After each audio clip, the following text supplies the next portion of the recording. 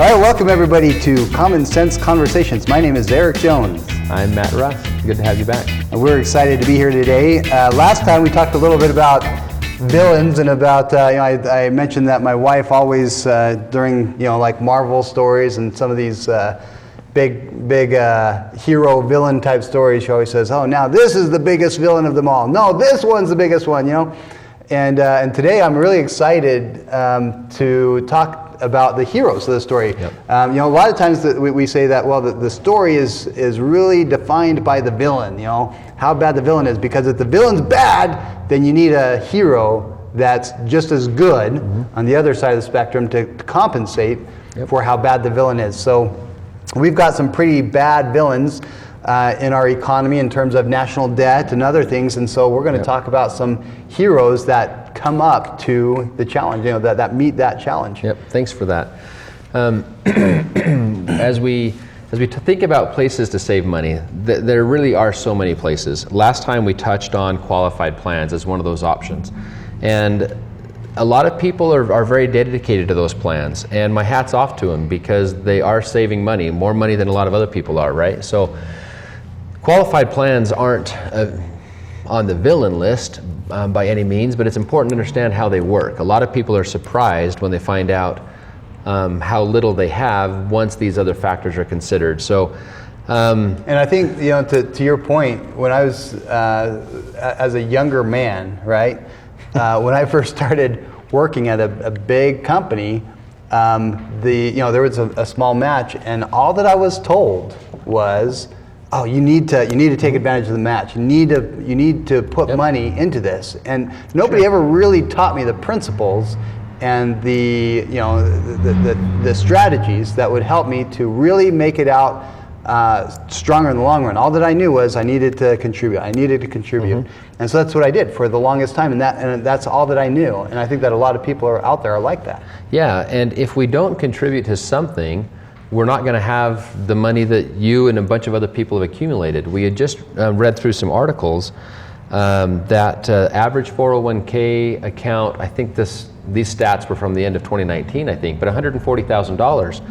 And those people wouldn't have had that average in there, right? Spread across the board, I think it was Fidelity who put that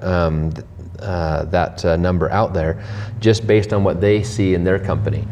But also something else that was interesting is that most people between the ages of 30 and 39 have got $38,000 on average, $38,000 in their 401k. And so at least they have that money. Today, something I want to discuss. So we're going to use a whiteboard. I haven't done this before, and hopefully this works out for us. But a lot of what we teach and talk about to help people understand concepts and ideas, I'm a visual learner. I really like being able to see charts and graphs that help me understand a concept.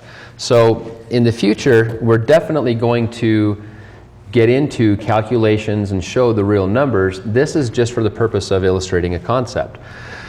Let's take somebody, hopefully all of us are familiar with graphs like this. If we take somebody earning, let's say they're earning $50,000 a year, and best case scenario, let's say they're able to save all the money that they're earning, okay? I just want to illustrate something. If that person is able to earn $50,000 a year, that first year, this is going to represent time out this way. This axis is going to represent the growth of that money over time, okay? So if they're earning $50,000 a year and they're saving that every single year, and then one other thing, let's say that this person is going to receive a raise because they're a good employee, good worker. Most people expect to earn more per hour, per year in the future than they are right now. We're going to see growth. We're going to see an exponential curve like this over time. Okay, fair enough, we can all just accept that. And all these years going out into perpetuity, okay? Now, the reason this is important to know is that this is the earning potential of somebody. This is literally the money they'll earn over, let's say, 30 years. Okay? That's important to note because not all of us are able to keep all of that money. So what I'm going to illustrate here is that when we factor in the expenses that all of us have, I'm going to use this red marker over here. What are some of the things that this money goes towards? We can't save it all. What do we end up paying for? House, mortgage, rent. Okay. Yep, house and rent. We always have to have a place to live, right? Right. Unless we're in a van down by the river, we're paying rent or we're paying a mortgage. So some of this money is not going to be as high. We're going to cut some of that off, okay? And we're going to put it down here. And the amount that we're going to pay is probably also going to increase. After you were married, what was that first place like that you lived in? The first house, it was it was 3 bedrooms, 2 bath, 2,000, no, it's a little less than 2,000 square feet. And yeah, it was our first house. It was in Idaho Falls. Okay. And it was, I'm trying to remember the cost. It was probably around $800 a month mortgage. Okay. Our first place was 2 bedroom, 1 bath. Had a little like half basement or something. A pretty simple house. Okay. So that need changes over time. What are some other expenses? Food. Aha, we got to eat. Okay. That's going to take some of this away. Over our lifetime, we're certainly going to eat a lot. Dunkin' Donuts, right? Dunkin' Donuts. But we can save money eating. You taught us that last time. Yeah. Okay, so this is going to grow, a little bit more money coming down below that line there. Okay, and then other expenses. Gas. Okay, gas, Car. food. Let's lump living expenses into a big amount. Okay, so let's call this living expenses. Besides living expenses, where does our money go each month? Entertainment. I'm going to put that in here. Okay. You pay tax? Man. Taxes, yeah. Each month we pay taxes, yeah. right? Yeah. Okay. That's going to take a big chunk out of this. We pay taxes every single year, every single day, every time we make one of these purchases. There's a lot of taxes. The last chart that I looked up, I think identified 41 different taxes that we pay. Yeah. 41. Yeah, 41 different taxes. And then, in addition to taxes, a lot of Americans are servicing debt. And that's one of the big ticket items, right? Yeah. You look across the board, on average out there, Americans pay somewhere between 50 and 60% of their earned money to taxes and also to interest on servicing their debt. So this chart accurately ends up looking like this. Okay? Now, what do most of us do to try to increase this? Invest or make more. Yep. Find a better job. Yep, find a better job, invest. If we're in the job we love and we're saving money, let's say that, go back to the example from last time, we're contributing $2,000 a year. Maybe we increase that contribution. Maybe we take some of the living expenses and we bump that back up here. We live on rice and beans. That's a phrase we hear all the time from financial advisors, right? Live on rice and beans, and we're able to contribute $3,000 a year instead of $2,000, okay? Back to the bread story from last time. Part of the reason more people don't go out and buy the day-old bread for, I don't know, is it half as much? Less than that. Less than half, right? Yeah. Is because we want convenience, we want it now, we want the nicest and the best stuff. Yeah. Tell me about the first car you drove as a married couple.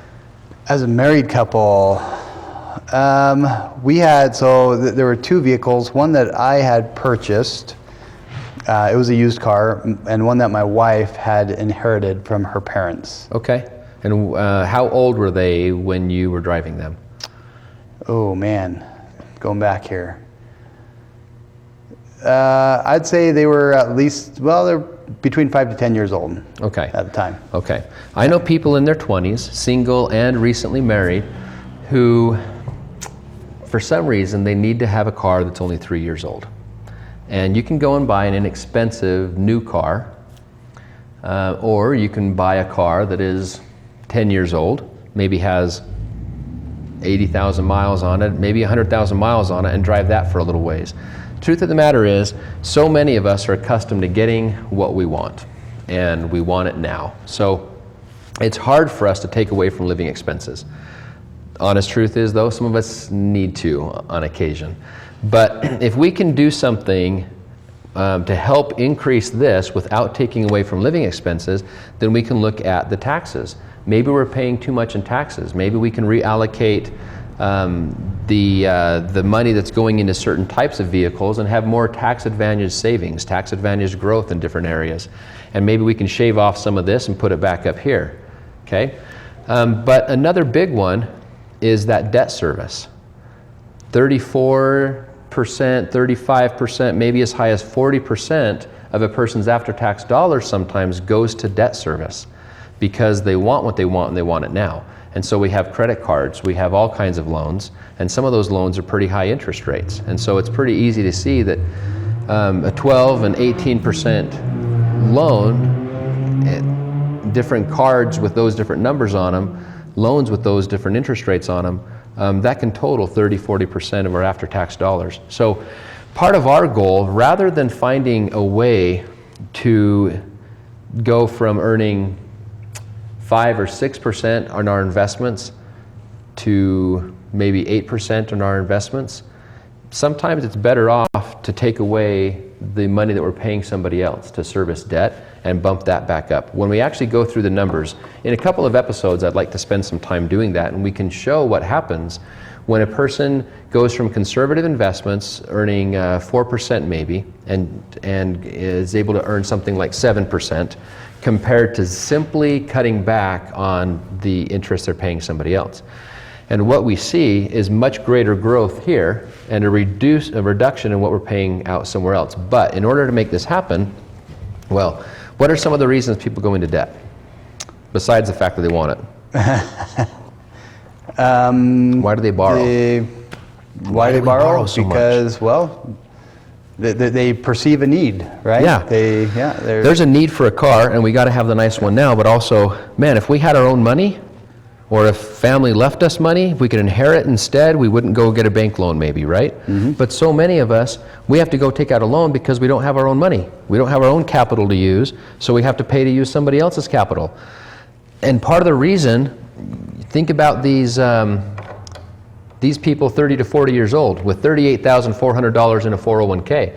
I bet a lot of them have car loans.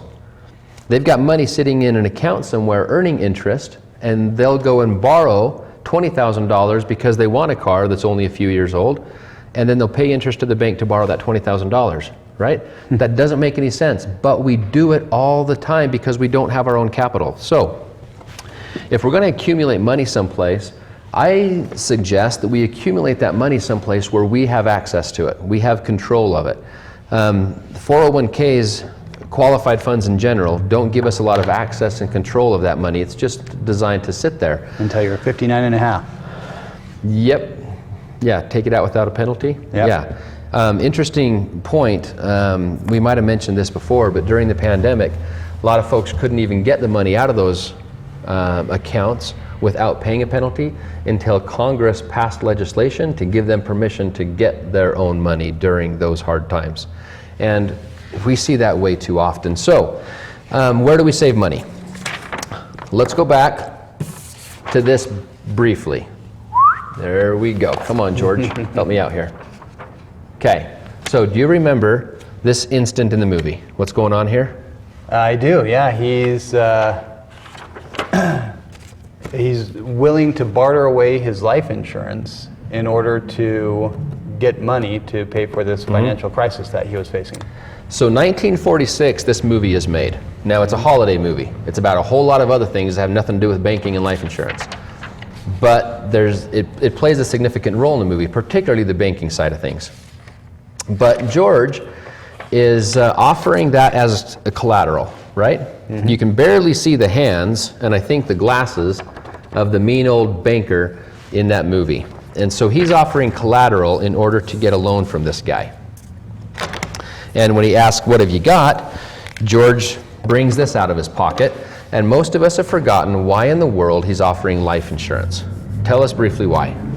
Well, certain types of life insurance have cash value that you build up with the life insurance. Yeah. So he's not offering the death benefit as collateral, right? Correct. But the cash value that's inside that account. Now, this type of life insurance is 200 years old. It's literally been around for 2 centuries. It predates the Internal Revenue Service. Man, I have a hard time saying service in connection with the IRS. Anyway, predates the IRS by a full century, predates a lot of other types of life insurance by, I don't know, 140 years probably, okay? This is old stuff. Financial advising, until typical financial advising came around 40, 50 years ago, a financial portfolio involved whole life insurance policy, a traditional whole life insurance policy, and a mortgage. And that was it. People knew that they could save money in these accounts.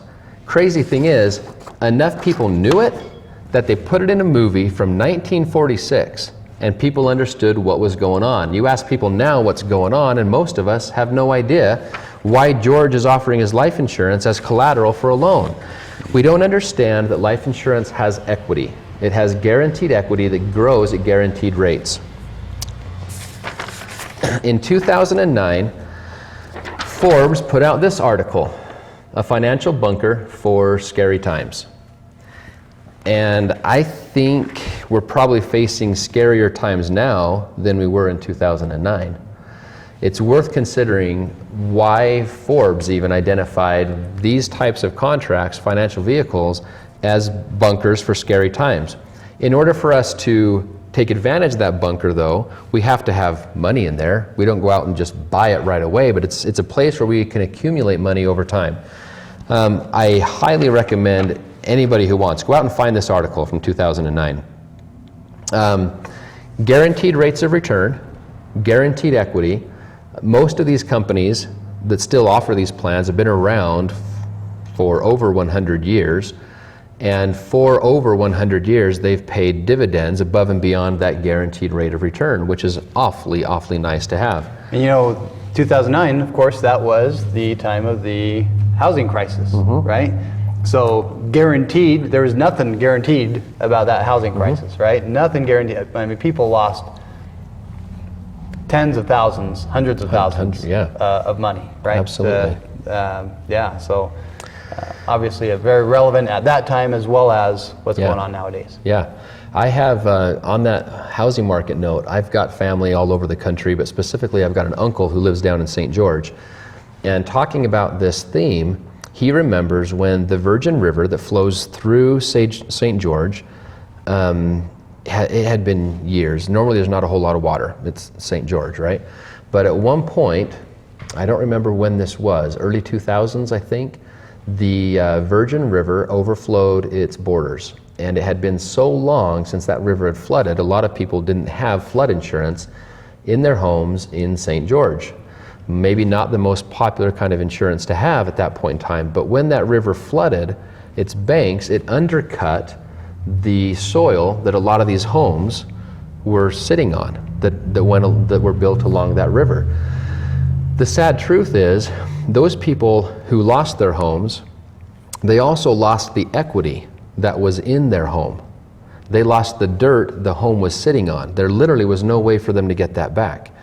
People think of equity as something that you find in real estate, in property. It's very popular to talk about equity in property. We don't talk enough about equity that can be found in other vehicles, equity that we can build, that we have access and control of, and a flood is not going to get rid of this equity for us. It's proven time and time again that whole life insurance is one of the safest places to store money. When companies can promise that guarantee rate of return and also pay a dividend above and beyond the guarantee for 115, 117, 120 years straight, that's pretty solid. You know, and I was thinking also about why we've gotten away from this source of growing wealth, right? And I think that when I think about where we've been and where we're going, where we've been, we've had a great economy for the last 30 years. You know, the economy has done pretty well for itself over time, right? And so when we meet with financial advisors, usually they go back and they say, hey, look at this last 30-year period of time and how it's grown and so on and so forth. And so, we've had it pounded into our heads that a 401k or these qualified accounts are the way to prepare for retirement. Yep. But what it doesn't take into account is that where we've been is not always where we're going.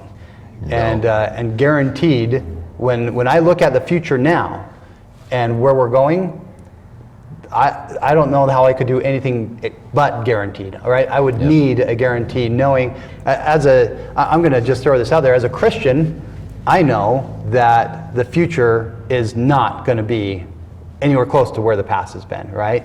Given, prophetic counsel from the scriptures, I know that we're not gonna be anywhere close to where we were in the past.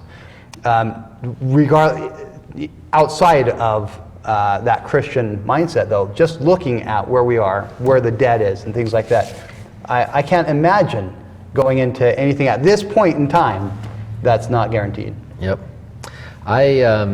Quick little side note, I ride a motorcycle sometimes, and helmet, I wear gear, but I was driving from Salt Lake back up into Idaho, and I don't like driving anywhere near Ogden, south of Ogden, if you know the area. Truck drivers from across the country call it the Mormon 500 because it's just a racetrack driving through there sometimes on I-15. Anyway, coming back home in whatever vehicle I was in at the time, I reaffirmed for myself the fact that I will never drive those interstates on my motorcycle. A lot of other people do, but it's a risk I don't feel like I need to take. I've got good, solid four-wheel drive vehicles because I live in Idaho and that's what we do up here. And then I've got a motorcycle. And so there are times when I take a risk and I enjoy it, but I make darn sure that my daily drivers, if you will, for my wife and I, for my family, are safe, secure vehicles. And I look at money the same way. If I'm going to play around a little bit, I don't mind the thrill, the excitement sometimes, but I better have a safe vehicle to keep my family protected. And there just aren't very many safe vehicles out there anymore where we can save money safely. So Forbes and some other articles, economists, financial advisors all across the country talk, over the last 20 years, they've talked more and more and more about how safe whole life insurance can be and some of the reasons why it's a good place to build equity. Part of that is because of the guaranteed, the protections against principal, the guaranteed growth, a death benefit in case something happens to us and we're graduate this life earlier than expected. It's nice to know that our family will be taken care of. But then also, going back to this, one of the reasons this matters, it's touched on in that Forbes article, but also 20 years ago, a book was written entitled Becoming Your Own Banker. In the Forbes article in 2009, one of the sections here, they say you own the bank when you have one of these vehicles. The reason that matters is that when a person has to pay for those living expenses or pay for that car, they don't have to go to their 401k, pay a penalty, and get that money out in order to pay for that car. They can, just like George knew, and a lot of other people in 1946, they know that they can access the equity in that policy, in that contract, access that equity, pay for some of these expenses, and they can pay that back into that policy. And in many cases, that policy continues to grow as if that money never left. So it allows us to shave off some of this big expense on the bottom and add that back up here throughout our life, not just at the end of our life, but it allows us to put this back and we'll have compound growth over that time period. So that's one of the big things it allows us to do.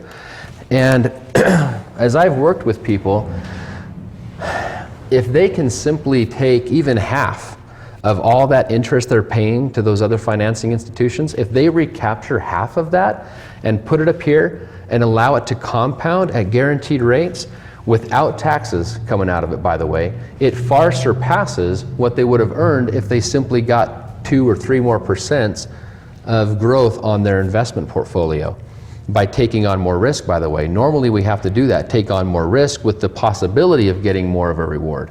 But this allows us to guarantee a way to recapture expenses, add it up here, and allow that to grow tax-free. So one of the main reasons we talk about that is because it allows us to have access and control, where so many of the vehicles don't give us that control of our own finances. Well, I think next time when we meet, I think that it would be great if we could look at an example of how that works, right? And actually look at some numbers.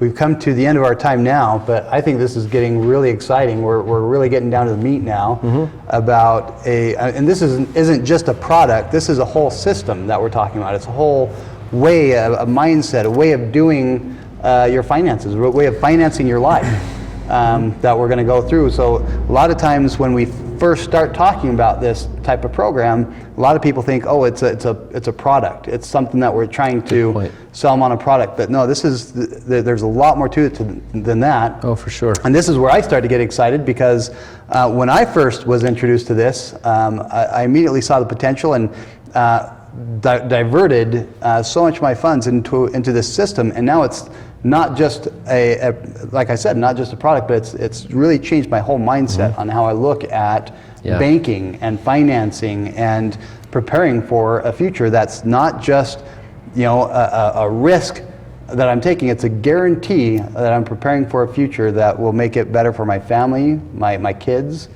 and so on and so forth. So I'm really excited about this. That'll be a lot of fun. I'm glad you brought that up because it is a process. All of us, we'll talk more about that next time, but all of us buy various cars. We'll use that example next time. Throughout our life, we're buying a new car every so many years, right? And the way we buy that car is really going to influence how much money we have when we're 40 years into the future and we're in our 60s or 70s. That's really going to make a difference. So I'm glad you brought that up. We'll talk about that more next time. Thank you for joining us at Common Sense Conversations. Yeah, thanks. See you next time.